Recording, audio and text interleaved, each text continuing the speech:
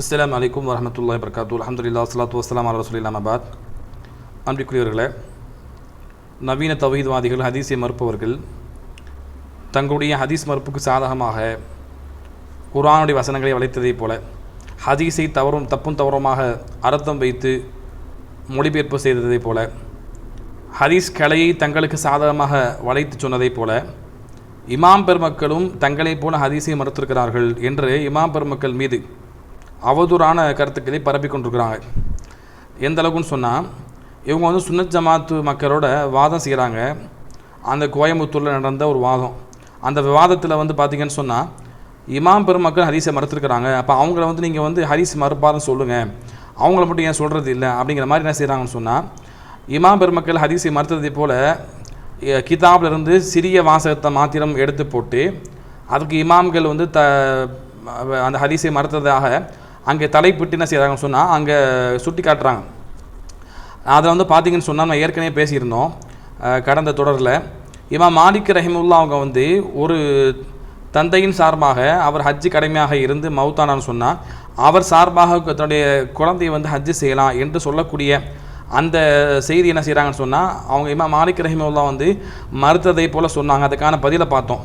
அது இமாம் மாலிக் ரஹிமஹுல்லாஹ் ஒரேடியாக மறுக்கலை, மாறாக அது பொதுவான அனுமதியை எடுத்துக்கொண்டோம்னா, அப்போ ஹஜ்ஜு கடமையாகி நிலையில் அவங்க செய்ய முடியாமல் மௌத்தானவங்களுக்கு அவருடைய பிள்ளைகள் கட்டாயம் செய்யணும் என்று ஹதீஸு கட்டாயப்படுத்தியது போல் வந்துடும். அப்படி கிடையாது. அது குறிப்பிட்டு யார் விரும்புகிறாங்களோ அவங்களுக்கு அது ஆகமானது, செய்ய அனுமதி உள்ளது, அப்படி தான் எடுத்துக்கொள்ளணும் அப்படிங்கிற மாதிரி தான் என்ன செஞ்சாங்க இமாம் மாலிக் ரஹிமஹுல்லாஹ் அவங்க அதை சொன்னதாக நம்ம பார்த்தோம். அதே போல் பார்த்திங்கன்னு சொன்னால், இமாம் மாலிக் ரஹிமஹுல்லாஹ் அவங்க மேலே இன்னொரு செய்தியை என்ன செய்கிறாங்கன்னு சொன்னால் பகிரங்கமாக இட்டு கட்டுறாங்க. அதனுடைய முழு சம்பவங்களை வாசிக்காமல், முழு விஷயங்களை வாசிக்காமல் மேலோட்டமாக என்ன செய்கிறாங்கன்னு சொன்னால் அந்த வார்த்தையை போட்டு என்ன செய்கிறாங்க, அதை இட்டு கட்டுறாங்கன்னு பார்க்குறோம். அந்த ஆதாரத்தை நீங்கள் பாருங்கள். அதில் என்ன சொல்லப்பட்டிருக்கு, இமாம் மாலிக் ரஹிமஹுல்லாஹ் இறந்து ஒரு கலாவான நோன்பு வைத்து, கலாவான நோன்பு உள்ள நிலையில் அதை நோன்பை வைக்காமல் மரணித்த நபருக்கு நம்ம நோன்பு வைக்கலாமா என்கிற விஷயத்தில் இமாம் மாலிக் ரஹிமஹுல்லாஹ் அந்த தொடர்பாக வரக்கூடிய ஹதீஸை மறுத்ததை போல சுட்டி காட்டுறாங்க. அதாவது இமாம் ஷாத்திபி ரஹிமஹுல்லாஹ் அவங்க தன்னுடைய முவாஃபகால்னு சொல்லக்கூடிய கிதாபில் அது சொன்னதாக எடுத்து காட்டுறாங்க. சரிங்களா?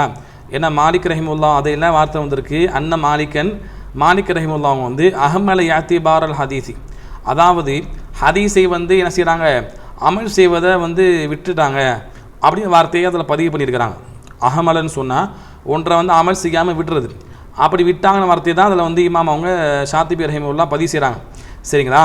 இதை வைத்து என்ன சொல்கிறாங்கன்னு சொன்னால், அப்போ இமாம் மாலிக் இந்த ஹதீஸ் என்ன பண்ணிட்டாங்க, அதாவது பிறர் சார்பாக கலா உள்ள நிலையில் ஒரு நபர் நோன்பு நோக்காமல் அதே நிலையில் மௌத்தாயிட்டார சொன்னால் அவருடைய பொறுப்புதாரிகள் அவருடைய நோன்பு நோற்பது இமாம் மாலிக் ரஹிமஹுல்லாஹ் என்ன பண்ணாங்கன்னு சொன்னால் அது கட்டாயப்படுத்தக்கூடாது என்ற அடிப்படையில் அதை அமல் செய்யவில்லை என்ற கருத்தை அவங்க சொல்கிறாங்க.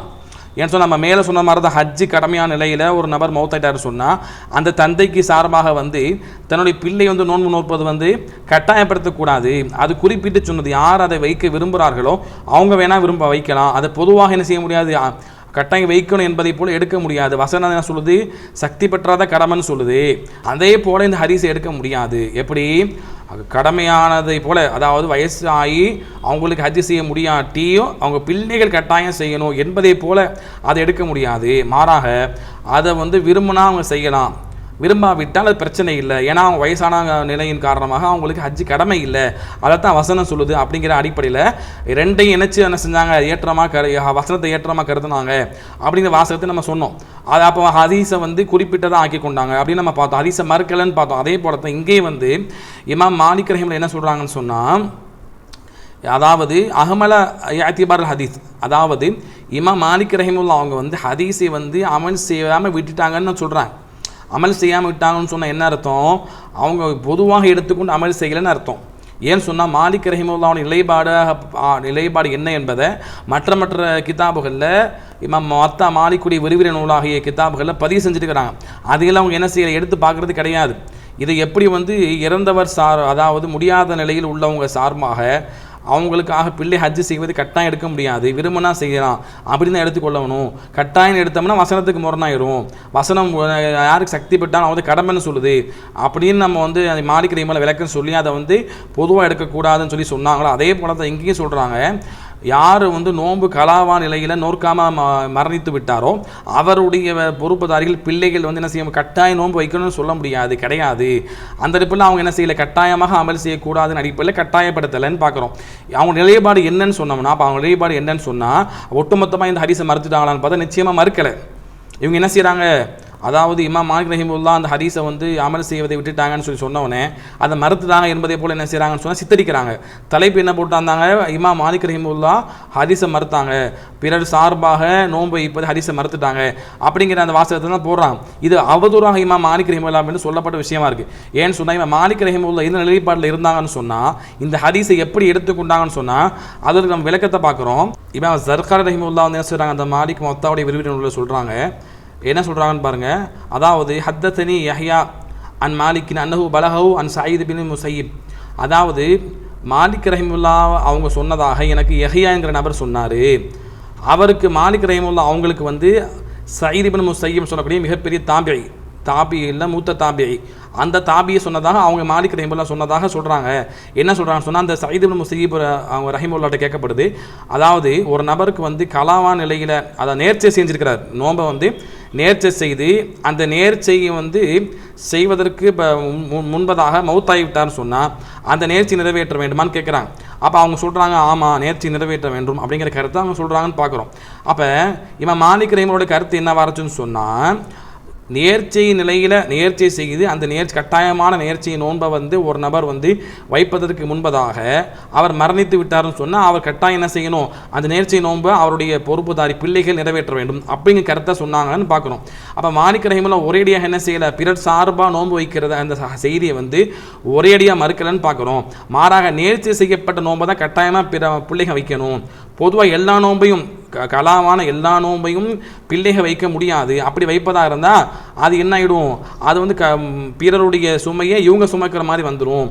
அது வந்து மார்க்க அப்படி சொல்லலை, விரும்பின என்ன செய்யலாம் அப்படி வைக்கலாம். இல்லை என்று சொன்னால் அதாவது அந்த நேர்ச்சியான நோன்பாக இருந்தால் நேர்ச்சி என்பது கட்டாயம் நிறைவேற்ற வேண்டிய கடமை ஆயிடுச்சு. அப்போ அந்த நோன்பை என்ன செய்ய வேண்டும் சொன்னால் அவங்க கட்டாயம் என்ன செய்யணும், நிறைவேற்றணும் அவங்க சொல்கிறாங்க. இது நம்ம சஹீல் புகார் ஆதாரத்தை பார்க்கலாம், 1852 செய்தி. அதில் வந்து பாருங்கள், ஒரு சஹாபி பெண்ணு கேட்குறாங்க நபி ஸல்லல்லாஹு அவங்கள்ட்ட, அப்போ என்னுடைய தந்தை வந்து தாய் வந்து நேர்ச்சியை வைத்த நிலை நோன்பு வைப்பதாக நேர்ச்சியை வைத்த நிலையில் மௌத்தாயிட்டாங்க அப்படின்னு சொல்லும்போது நபி ஸல்லல்லாஹு என்ன சொன்னாங்கன்னு சொன்னால், நீங்கள் அந்த நேர்ச்சி நிறைவேற்றுங்கன்னு சொன்னாங்க. அதாவது அல்லாஹுடைய ஃபல்லாஹு ஹக்கு பி வஃபா, நேர்ச்சி நிறைவேற்றுவதில் அல்லாஹ் தான், வாக்குறுதி நிறைவேற்றுவதில் அல்லாஹ் தான் மிக ஏற்றமானவன். அப்போ அல்லாஹ்வுடைய வாக்குறுதியை நேர்ச்சியான நோன்பை நீங்கள் தாய் சார்பாக நீங்கள் வைங்க அப்படின்னு சொன்னாங்கன்னு பார்க்குறோம். அப்போ வந்து நேர்ச்சி செய்யப்பட்டால் அதை வைக்கலான்னு சொன்னாங்க. ஒருகிடி அந்த ஹதீஸை மறுக்கலை.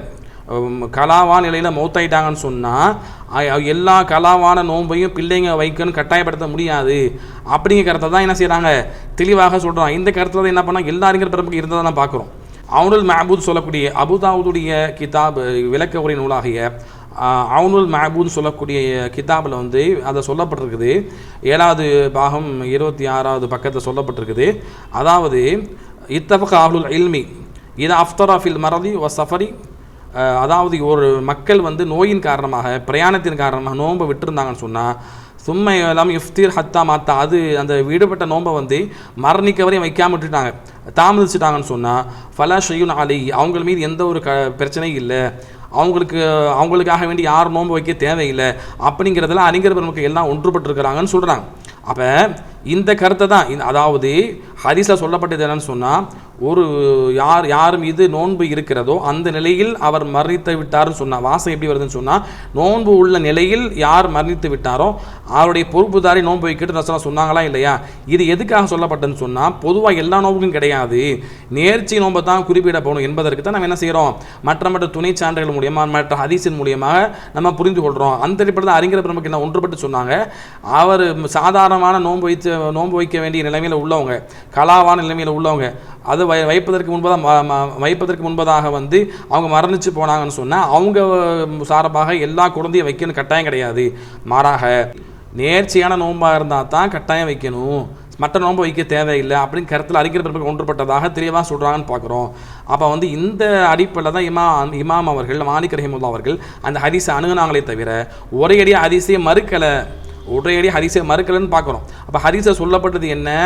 யார் நோன்பு உள்ள நிலையில் மரணித்து விட்டாரோ அவர் சார்பாக பொறுப்புதாரி நோன்பு வைக்கணும்னு சொன்னால் அந்த ஹதீஸுடைய விளக்கம் என்னன்னு சொன்னால், அது பொதுவான எல்லா காலான நோன்பு எடுக்க முடியாது, மாறாக நேர்ச்சி நோன்பை தான் எடுக்க முடியும் என்று மற்ற துணை சான்றை வச்சு தான் இமாம் மாலிக் ரஹிமஹுல்லாஹ் அவங்க அதை அமல்படுத்திக்க தான் பார்க்குறோம். அப்போ பொதுவாக எல்லா நோன்பையும் நம்ம அமல் செய்ய முடியாதுங்கிற அடிப்படையில் தான் அந்த ஹதீஸை எல்லா நேரத்திலும் அமல்படுத்தலை என்கிற வாசகத்தை இமாம் மாலிக் ரஹிமஹுல்லாஹ் சொன்னதாக இவங்க காட்டக்கூடிய அந்த கிதாபில் நம்ம பார்க்குறோம். அப்போ இதற்கான விளக்கத்தை நம்ம சேர்த்து வச்சு பார்க்கும் பொழுது நம்ம புரிந்து கொள்ளலாம். அப்போ நேர்ச்சி செய்யப்பட்டதாக கட்டை நிறைவேற்றணும், நேர்ச்சி அல்லாத நோன்பாக இருந்தால் அதை அவங்க வைக்க முடியாமல் மூத்தாயிட்டாங்கன்னு சொன்னால் அது பொறுப்புதாரி நிறைவேற்ற தேவையில்லை என்கிற கருத்தில் அறிஞர் பெருமக்கள் ஒன்றப்பட்டதை நம்ம பார்க்குறோம். அப்போ இதை என்ன செய்கிறாங்க, இந்த விளக்கங்கள் எல்லாம் படிக்காமல் இமாம் மாலிக் ரஹிமஹுல்லாஹ் அவங்க ஒரேயடி ஹதீஸை மறுத்ததை போல என்ன செய்கிறாங்கன்னு சொன்னால் மாலிக் ரஹிமஹுல்லாஹ் மீது அவதூறு பேசுகிறாங்கன்னு பார்க்குறோம்.